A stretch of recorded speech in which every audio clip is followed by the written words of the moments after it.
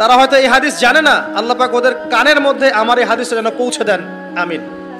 নবী সাল্লাল্লাহু আলাইহি ওয়াসাল্লাম বলেছেন, আমি মেরাজের রাতে যখন গিয়েছি তখন এক শ্রেণীর মানুষকে দেখেছি, ওদেরকে শাস্তি দেয়া হচ্ছে। কি শাস্তি?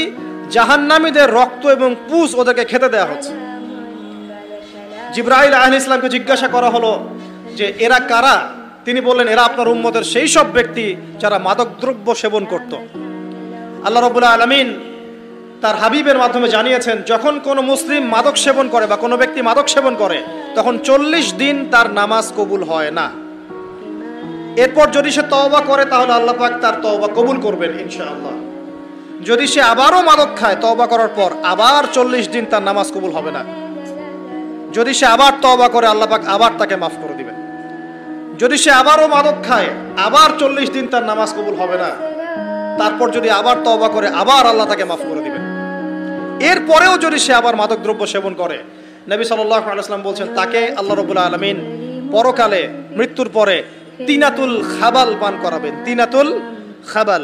জিজ্ঞাসা করা হল, ইয়া রাসূলুল্লাহ, তিনাতুল খাবাল কি জিনিস?